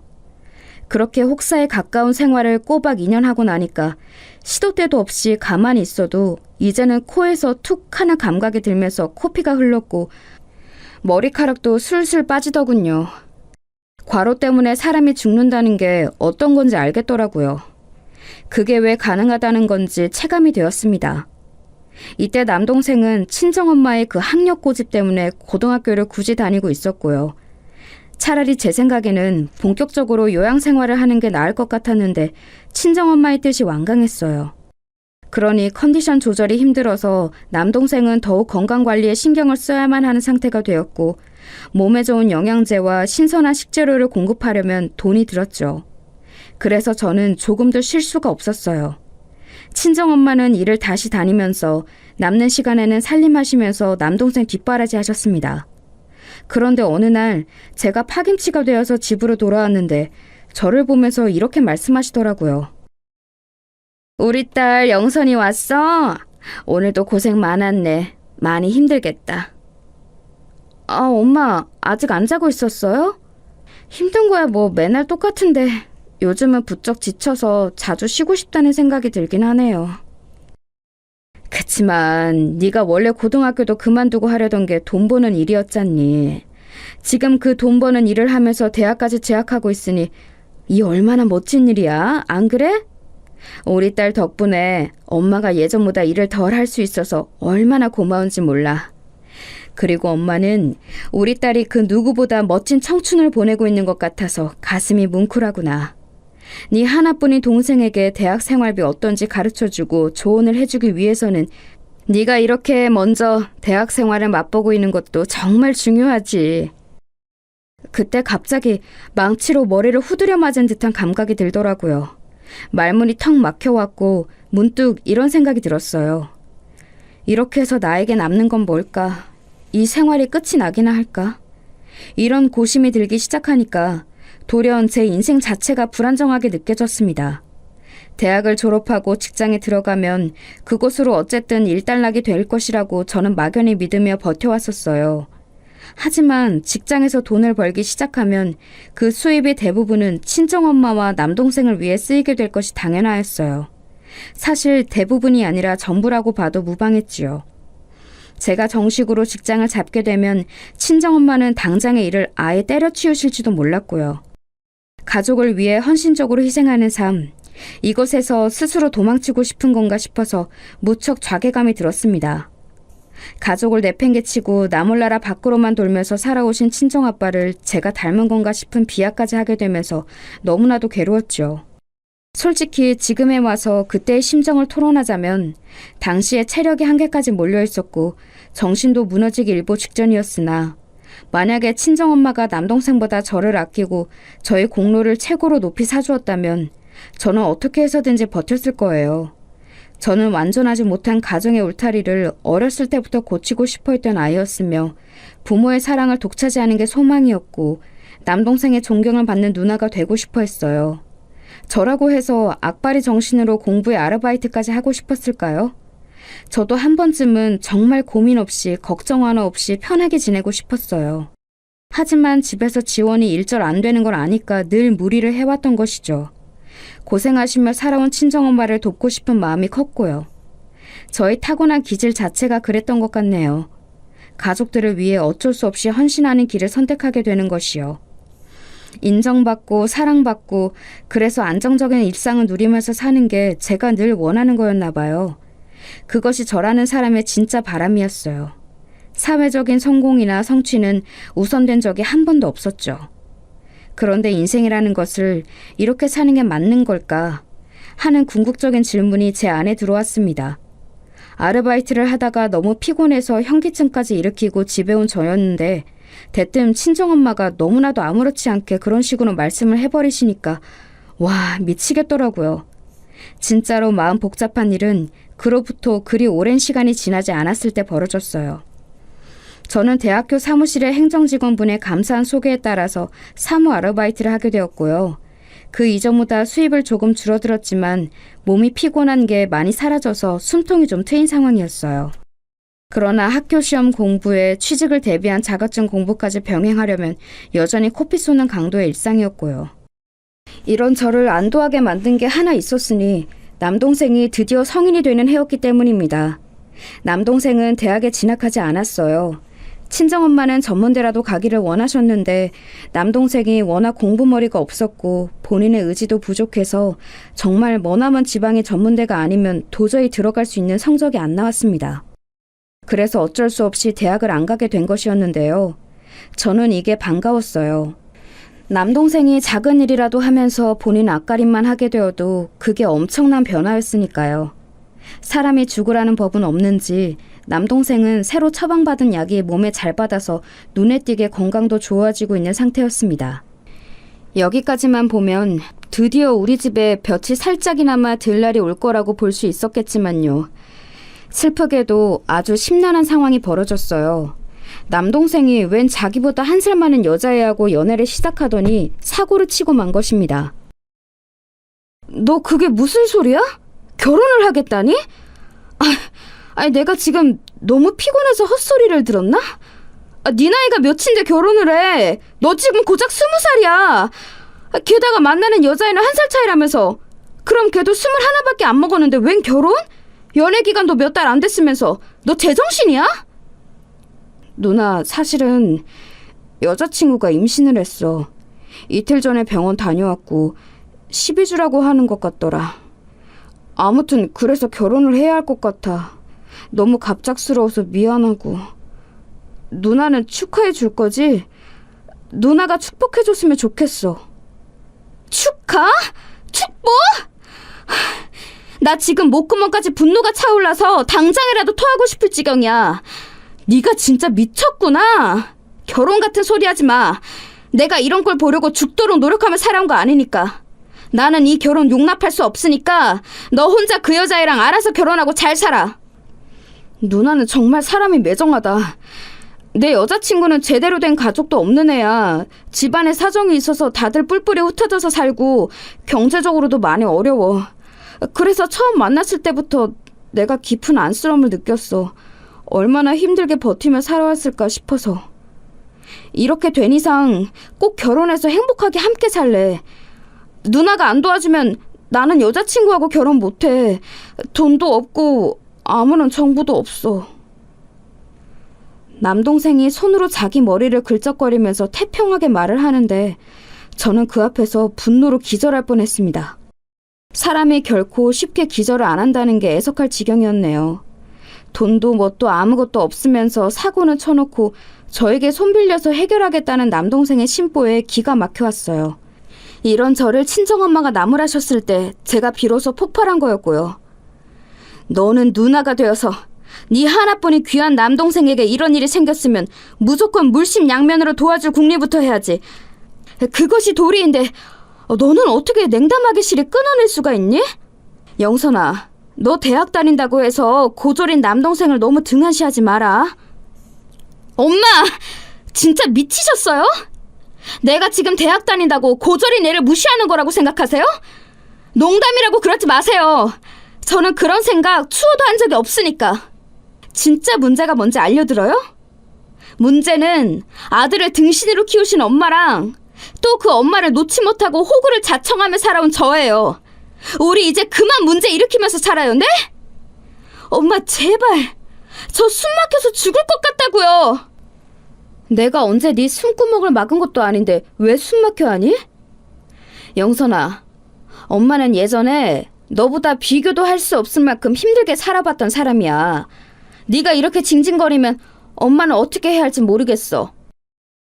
친정엄마가 눈물을 글썽이셨는데 저는 그 앞에서 무릎을 꿇고 아예 오열을 했습니다. 억울하고 서럽고 분해서 막 미칠 것만 같았어요. 제가 그렇게 오열을 하자 친정엄마는 잠시 후 저를 달래주셨지만 금세 남동생 걱정을 하시더라고요. 어린 나이에 무거운 상황에 처한 남동생이 많이 신경 쓰이신 모양이었어요. 진짜 머리가 지끈거리는데 다음날 그렇다고 사무실 아르바이트 일을 빠질 수는 없어서 자리에 나가 앉아 있었습니다. 저는 어렸을 때부터 아파도 미련아리만치 티를 안 내던 아이였죠. 그날도 꿋꿋하게 버티고 있는데 문득 제자리에 비타민 음료가 하나 불쑥 놓여지는 거예요. 고개를 들어서 쳐다봤더니 오며 가며 본 적이 있던 다른 행정 사무실의 남자 직원이 있더군요. 죄송해요. 졸고 계시는 줄 알고 못 보실 거라 생각해서 몰래 음료만 놓고 갈 생각이었는데 들켜버렸네요. 고개만 숙이고 있었던 거고 졸지는 않았어요. 그런데 이 음료는 왜 저를 주시는 거예요? 역시 아까부터 아파 보이셨는데 목소리 들으니까 완전히 목이 잠겨 있군요. 지금 이렇게 일하려고 앉아 계실 때가 아닌데요? 병원 안 가실 거라면 의무실이라도 가서 잠시 누우세요. 주변에는 제가 말을 해놓을 테니까요. 아니에요. 걱정해 주시는 건 좋은데 필요 없습니다. 별로 그렇게 아픈 것도 아니고요. 실례지만요, 신영선 씨. 지금 사무실을 둘러보세요. 하나도 안 바쁘잖아요. 잠깐 쉰다고 해서 아무런 일도 일어나지 않아요. 그렇게 버티고 있는 쪽이 오히려 미련한 것일 수도 있다고요. 성실하게 근무를 하는 것도 좋지만 조금 더 자기 자신의 몸 상태에 귀를 기울여 주시는 건 어떨까요? 정말로 너무 피곤하고 아파 보여서 드리는 조언이에요. 태어나서 그런 말을 들어본 건 처음이었어요. 너무나도 협소한 인간관계만을 맛보며 살아온 저였으니까요. 그 남자 직원의 손에 이끌려서 의무실로 가는 동안 머리가 하도 어지러워서 저는 조금만 더 버텼으면 기절했을 수도 있겠구나라는 짐작이 들어서 가슴을 쓸어내렸습니다. 이렇게 될 때까지 버틴 스스로가 정말로 미련한 것 같아서 좀 창피하더라고요. 의무실에 마련되어 있는 침대에 제가 눕고 나면 그 남자 직원분은 자리를 뜨실 줄 알았어요. 그래서 재빨리 누운 것도 있었거든요. 하지만 그분이 나가시키는커녕 되려 의자를 가져와서 옆에 앉으시는 것에 깜짝 놀랐습니다. 저기 죄송한데 안 나가세요? 도움 주신 건 감사하고요. 굳이 제 옆에 안 계셔 주셔도 될 것 같아요. 신영선 씨는 원래 그렇게 고슴도치처럼 가시를 세우고 살아요? 본인에게 호감이나 호의를 보이는 사람에게만큼은 좀 더 유순하게 대해주실 수는 없나요? 혹시 모르잖아요. 그런 걸로 본인의 인생이 바뀔 수도 있는 거예요. 저는 제가 남에게 가시를 세워본 적이 없다고 생각해왔는데 저만의 착각이었을 수도 있겠네요. 다른 사람의 시선에서는 어떻게 보일지 솔직히 고려해본 적이 없었어요. 알려주셔서 감사해요. 왠지 부끄러워서 그분을 쳐다보지도 못하고 반대편을 응시하면서 말을 했습니다. 그분은 제가 한숨 눈을 붙일 때까지 곁에 계시겠다고 해주셨어요. 저는 너무 피곤했고 머리가 아픈 와중이었는데도 타인이 옆에 있다고 생각하니까 긴장되고 떨려서 잠에 들 수가 없었어요. 그래서 제가 어떻게 했는 줄 아시나요? 그분에게 난데없이 제 속에 있는 이야기들을 털어놓기 시작하였어요. 남한테 이야기해서 전혀 좋을 게 없는 제 가정사를 말입니다. 태어나서 처음이었네요. 눈을 반쯤 감고 누운 채로 저는 제 이야기를 한참 중얼거렸고 그분은 가만히 들어주셨어요. 그러더니 이내 깊은 한숨을 푹 내쉬었죠. 그래서 지금 아버님 되시는 분은 행방이 묘연한 상태라고요? 연락은 2년 전에 아버님이 불쑥 나타나셔서 하루 뵈었던 게 전부고 그때도 이혼만은 절대로 안 해주신다는 의견을 들으셨단 거예요? 실례지만 이건 너무 말이 안 됩니다. 저희 아빠라는 분이 정말이지 너무나도 말이 안 되는 인물이지요. 네, 저도 잘 알아요. 아니, 그게 아니라요. 이혼을 그토록 원하셨는데 아직까지 아버님 측이 협조를 안 해주셔서 아직까지 이혼을 못하셨다는 이야기가 좀 어처구니 없이 들려서 그럽니다. 신영선 씨와 어머님 되시는 분은 설마 이혼의 방식이 원만한 합의 이혼만 있다고 생각해 오신 건 아니겠죠? 그분이 표현 이문에 저는 꿀먹은 벙어리가 되고 말았어요. 아니, 사실은 겉으로 드러나는 것의 몇 배 이상으로 속으로는 무척 놀란 참이었습니다. 왜냐하면 살면서 단 한 번도 그런 식으로 이혼이라는 걸 생각하며 접근해 본 적이 없었기 때문이에요. 대수롭지 않은 척 몸을 획 돌려 눕고 말았으나 심장이 쿵쿵 뛰고 있었네요. 그것이 계기이자 도화선이었다고 저는 생각을 해요. 이제 저는 친정 부모님을 두고 굳이 이혼 못하실 건 뭔가라는 입장이 되었거든요. 이 변화는 친정 엄마에게 옮겨갔고요. 뿐만 아니라 저는 의무실에 그날 이후로 그분과 종종 교내식당에서 밥을 먹는 사이로 자연스레 발전을 하게 되었는데 그러면서 속 시원한 얘기도 듣게 되었어요. 남동생이 그런 일로 결혼을 하게 되었다는 거랑 영선 씨가 대체 무슨 상관이 있어요? 네? 그거야 저밖에 없으니까요. 그래서 남동생은 저를 의지하고 있는 실정이에요. 영선 씨밖에 없다고요? 어머님은 투명인간이라도 되시나 보죠?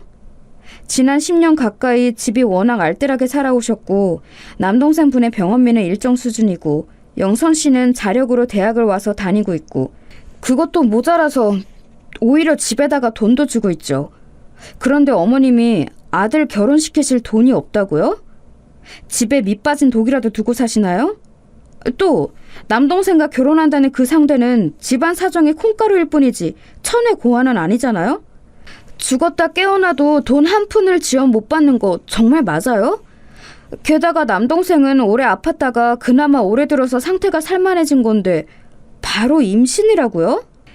뱃속의 생명이 영선 씨의 조카일 거라고 지금 상황에서 속단하는 건 위험하다고 봐요. 그분의 촌철살인에 저는 다시 할 말이 없어졌죠. 너무나도 당연한 점들을 지적해온 것뿐인데 제가 반박할 거리가 하나도 없다는 것이 스스로도 믿어지지가 않았어요.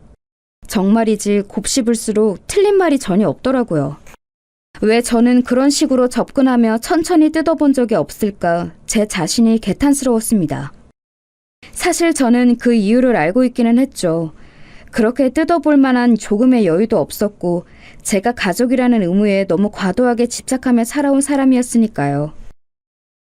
영선 씨는 아버님이 잦은 가출이며 기행을 일삼는 분이라서 어렸을 때부터 그게 너무 불안하다고 하셨죠.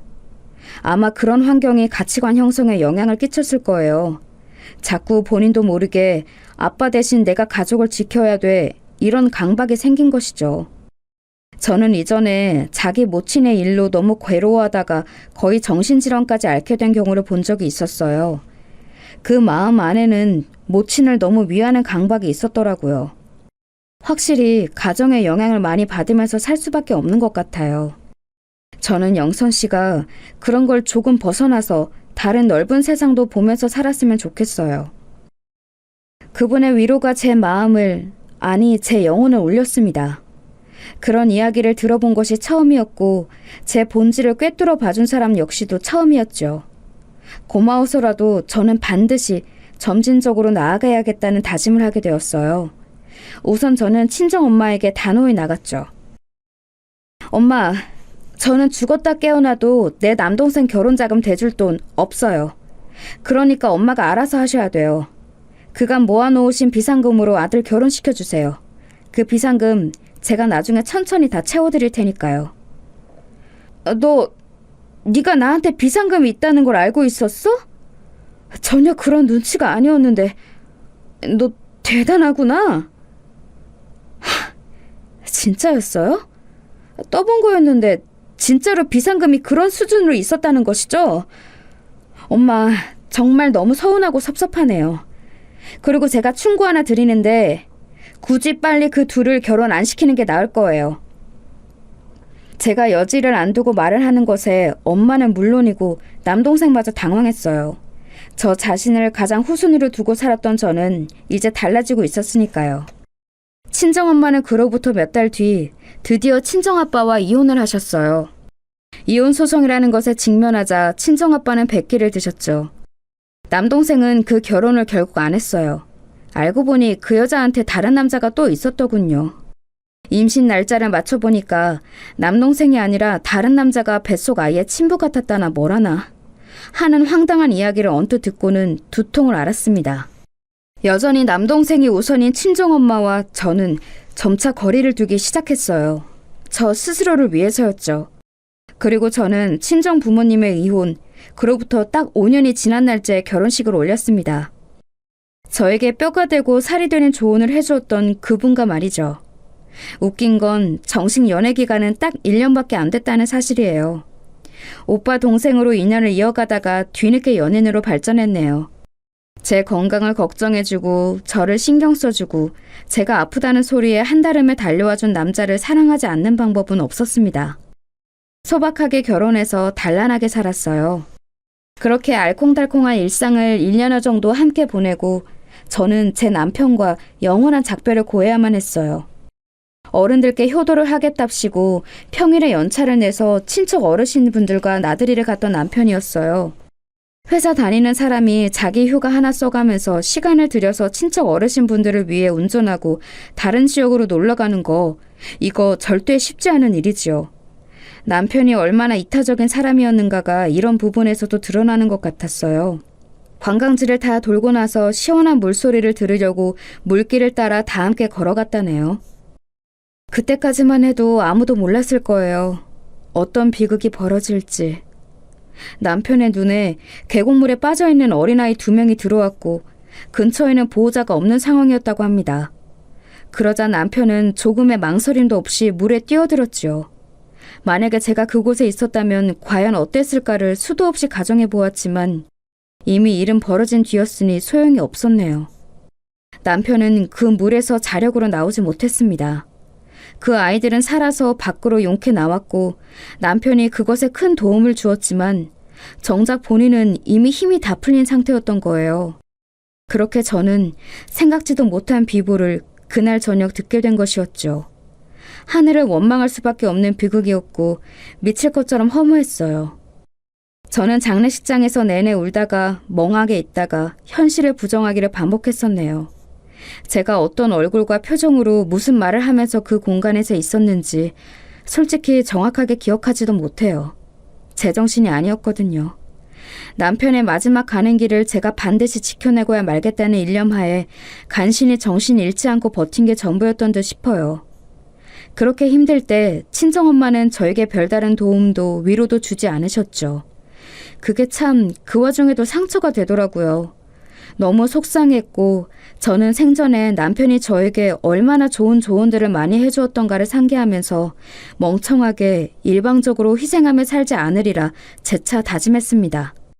얼마 뒤 친정아빠가 알코올 중독으로 사망하셨다는 소식이 들려왔고 그렇게 되자 더욱 허망한 기분이 들었어요.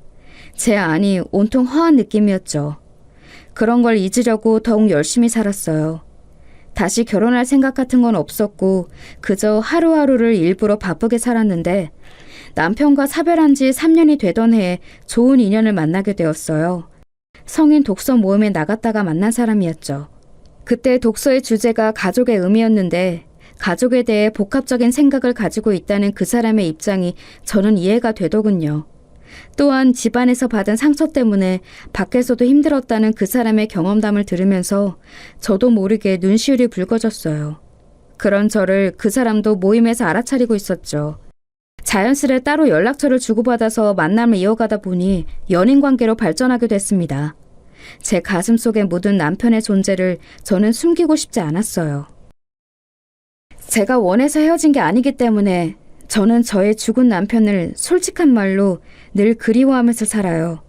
제 인생의 등대 같은 사람이었죠. 저도 그런 존재가 제 인생에서 있었어요.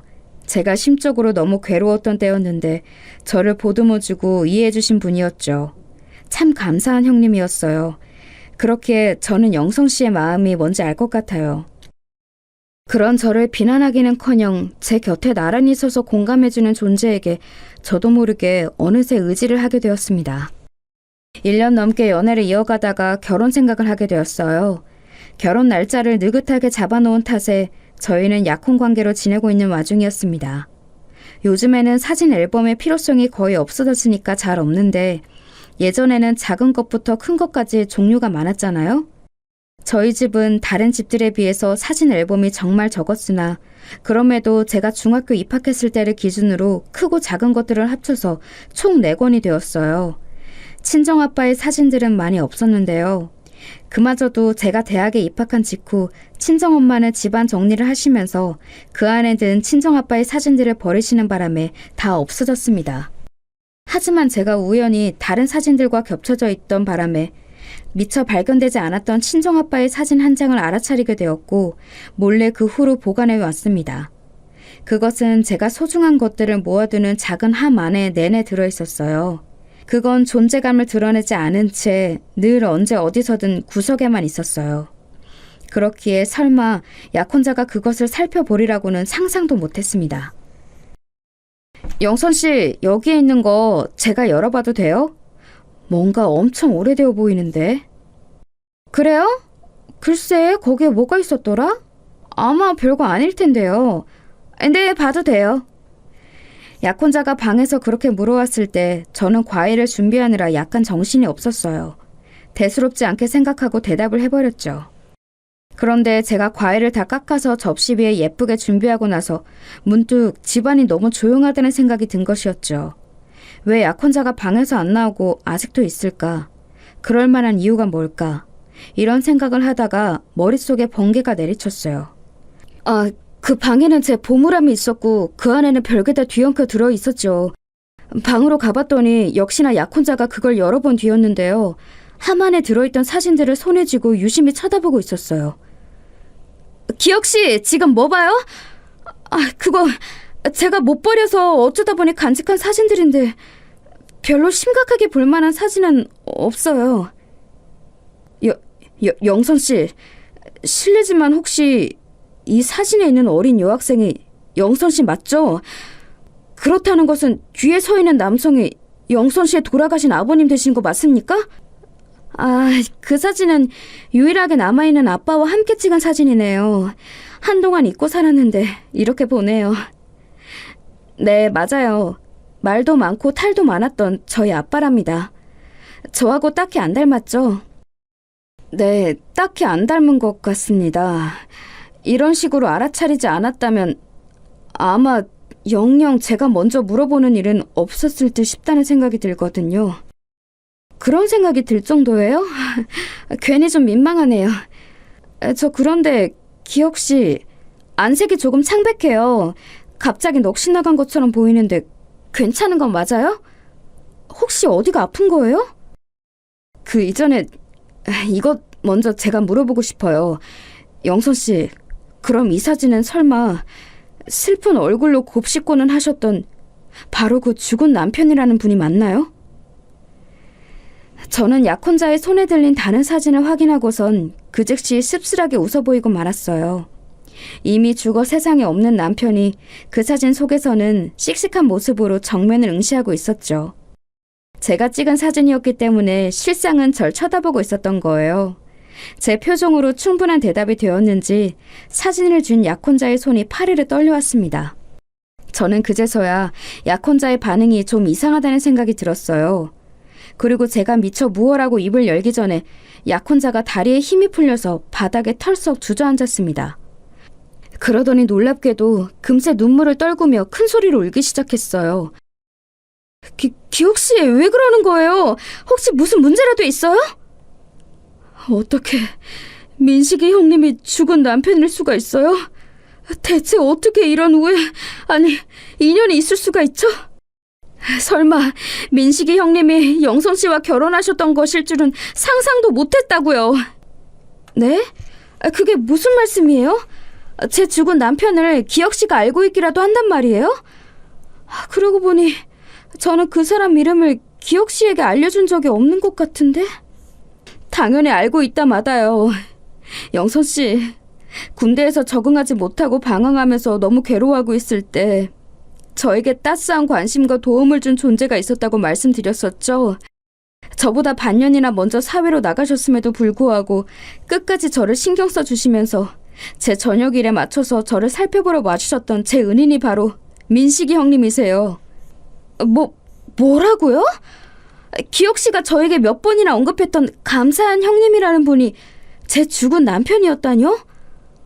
사는 지역도 멀고 연락할 길도 없어서 막막한 상태로 세월이 흘러버렸다면서 기혁 씨가 아쉬워했던 모습이 선연한데 그 이야기의 주인공이 그 사람이었다니. 저는 학창 시절에 이미 심적으로 방황하며 지쳐있던 상태였기에 군대라는 폐쇄적인 상황에 놓이자 더 힘들어졌던 거였어요. 그리고 제가 어렸을 때 방황했던 이유는 저희 어머니 때문이었습니다. 어머니는 일찍이 제 아버지와 사별을 하셨는데 그 이후에 어떤 새로운 인연을 만나셨어요. 저는 그분을 한동안 저희 새아버지를 인식하고 살았을 정도였죠. 얼핏 들었던 기억이 있어요. 기혁 씨가 집안일로 크게 상처를 받아서 후유증으로 힘들었다고. 맞아요. 왜냐하면 그분은 알고 보니 가정이 따로 있는 몸이셨고 마치 혼자인 것처럼 수년 동안이나 저와 어머니를 속여온 파렴치한이셨거든요. 저도 충격받았지만 저희 어머니는 몸져 누우셨고 너무나도 오래 힘들어하셨어요. 무너져 내리신 어머니를 보며 저는 심적으로 깊은 방황을 시작하게 되었죠. 영선 씨, 저희 모자를 속였던 그분이 바로... 약혼자는 난처한 기색으로 말끝을 흐렸고 저는 저도 모르게 친정 아빠의 사진을 쳐다보면서 속으로 입을 틀어막았습니다. 갑자기 머릿속에 제가 고등학생이었을 때 친정아빠가 문득 집에 들어오셨다가 저와 설전을 벌이신 뒤 남동생의 기침 소리에 발길을 돌리셨던 때가 떠올랐어요. 직감적으로 그 시기에 친정아빠가 바람을 피우고 계셨던 상대가 누구인지 알 것만 같아졌습니다. 이 놀라운 사실에 압도당한 제가 얼어붙어 있는 사이 약혼자가 눈물을 떨구며 쓸쓸하게 말을 이었어요. 사람을 믿지 못하게 되고 어른들이 쓰고 사는 거짓된 가면을 두려워하게 되었던 저는 한때 과대망상증에 빠지기도 하였어요. 그런 저를 모두가 기피하면서 손가락질하고 비웃었지만 민식이 형님만은 저에게 다가와 주셨고 어째서 제가 그토록 괴로워하는지를 물어봐 주셨어요. 제 안에 있는 상처가 어디에서부터 기인된 것인지를 궁금해해 주신 분이고 제 생명의 은인이라고 해도 과언이 아닙니다.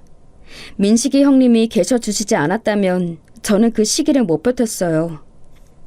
세상에 어쩜 이런 인연이 존재할 수 있나 싶어서 저는 놀라움에 가득 찬 눈물을 흘렸습니다. 약혼자에게 너무나도 미안했어요. 감수성 예민했던 나날을 모두 망쳐놓고 단란했던 모자의 일상을 박살내놓은 작자가 바로 친정 아빠라는 사실이 정말로 미안했습니다. 그러면서 동시에 약혼자에게 가장 시기적절한 때에 큰 도움을 준 생명의 은인과도 같은 인물이 제 죽은 남편이었으니 대체 이 공교롭게도 기가 막힌 인연을 어떻게 설명해야 할지 알 길이 없었네요.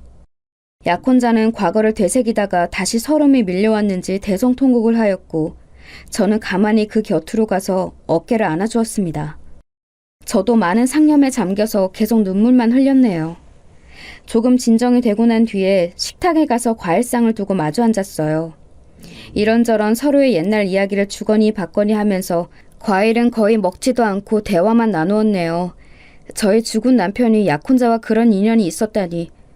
그런데 이렇게 재혼을 해도 되는 것일까 하는 묘한 고민이 잠시 들기도 했었는데요. 그런 저의 속내를 알아차리기라도 한 것인지 약혼자는 제 손을 맞잡으면서 흔들림 없는 눈빛을 보내왔어요. 본인은 조금도 고민하지 않고 있다는 의미의 전달이었죠. 상상해본 적도 없는 인연에 얽힘에 잠시 당황하기는 했지만 그렇다고 해서 제가 영선 씨와 결혼하는 걸 포기하거나 미룰 생각은 조금도 없어요. 오히려 우리가 결국은 돌고 돌아서 부부가 될 운명이었다는 생각만 들고 있는 참입니다.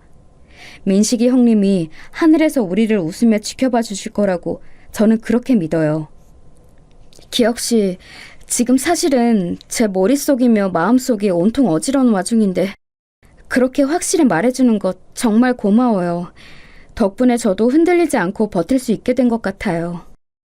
제 손을 잡은 그 힘에서 신뢰가 느껴졌고 저는 기묘하게 얽힌 이 인연이 결국 운명이라고 생각하는 것으로 정했어요.